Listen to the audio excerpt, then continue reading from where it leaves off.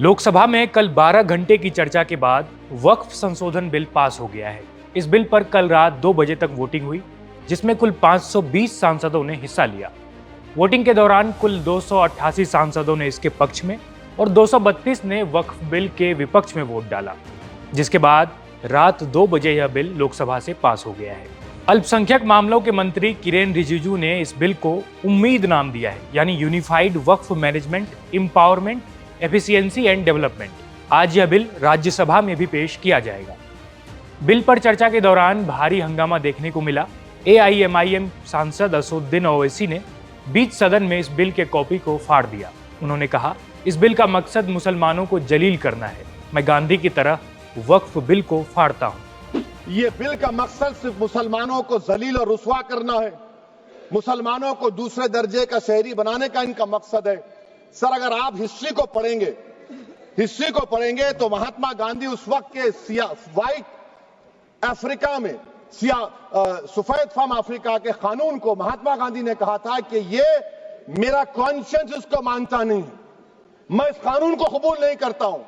तो महात्मा गांधी ने क्या किया, उन्होंने उस कानून को फाड़ दिया।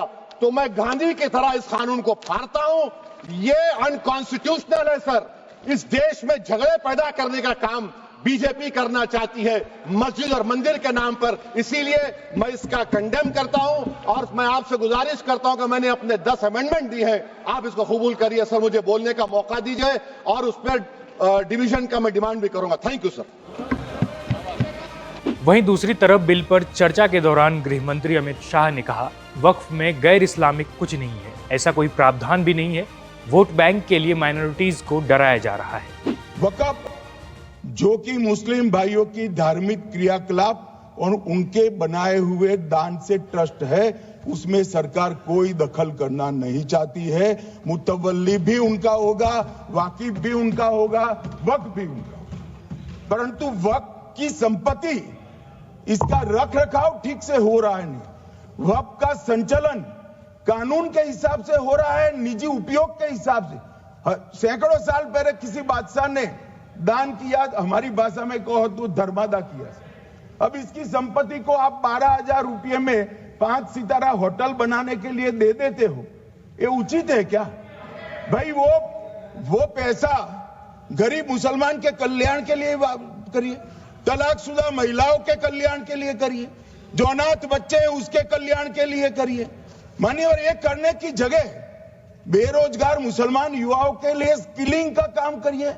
लाखों करोड़ों रुपए की भूमि मान्यवर और इनकम 126 करोड़ रुपया। रेलवे की जितनी जमीन है, जिसमें हजारों करोड़ लाखों करोड़ का रेलवे का कारोबार चलता है, इतनी भूमि वक्फ के पास है और इनकम 126 करोड़ रुपया। मान्यवर कहते हैं कि इनकम का क्या उद्देश्य है?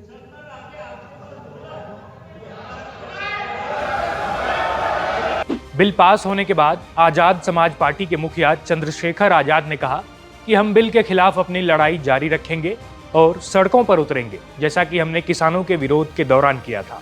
हम तब तक अपनी लड़ाई जारी रखेंगे जब तक सरकार बिल वापस नहीं ले लेती। जैसा उन्होंने किसानों का बिल वापस लिया, यह वक्फ बिल भी संविधान और मुसलमानों के खिलाफ है। आप लोग विरोध कर रहे हैं? देखिए, हमने अपनी बात रखी, बहुत सारे साथी अपने जमीर की आवाज को नहीं सुन पाए, इसलिए बिल पास हो गया। लेकिन हम इस लड़ाई को अधूरा छोड़ेंगे। हम लोग सड़कों पर इसको लड़ेंगे, जैसे हमने किसान आंदोलन लड़ा था, उसी तरह से हम लोग सड़कों पर लड़ेंगे और जब तक लड़ते रहेंगे जब तक जो है किसान आंदोलन, ये बिल भी सरकार वापस नहीं देती। लेकिन ये लड़ाई क्यों, जब सरकार लगातार यही कह रही है कि हम इसमें मुसलमानों का कहीं भी अहित नहीं है, विपक्ष नैरेटिव सेट करना चाहता है कि हम जब नोटबंदी की गई थी तब भी यही कहा गया था, इससे लोगों का भला होगा। जब किसान बिल आए थे कानून में, तब भी यही कहा गया था, हमेशा यही कहा जाता, लेकिन उसका परिणाम बाद में पता लगता है। मैं आज आपको कह रहा हूं, 4-6 महीनों में हमें पता लग जाएगा कि सरकार का एजेंडा क्या है। इसलिए क्योंकि ये बिल कॉन्स्टिट्यूशन के अगेंस्ट में है, संविधान विरोधी, इसलिए हम लोग और मुसलमानों के खिलाफ है, इसलिए फिर भी हम अपनी बात को सड़क पर जाकर रखेंगे। आज हमने पार्लियामेंट में रखी है, अब हम सड़क पर जाकर अपनी बात जनता के बीच में रखेंगे। कल आज ही मतलब अगर राज्यसभा में हो जाएगा, डिस्कशन होगा इस पूरे विषय पर, उस पर क्या कुछ कहेंगे?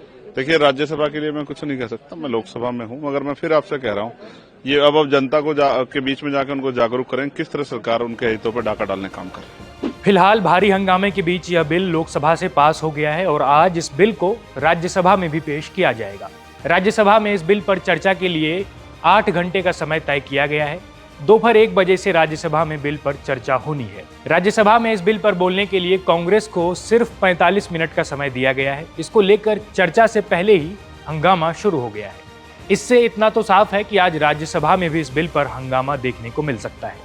वक्फ संशोधन बिल पर केंद्र सरकार का कहना है कि वक्फ कानून में संशोधन के बाद गरीब मुसलमानों को फायदा होगा। वहीं विपक्ष अभी भी इसके विरोध में अड़ा है और लगातार आंदोलन करने की धमकी दे रहा है। इस खबर पर आपको हम लगातार अपडेट देते रहेंगे। देखते रहिए India.com।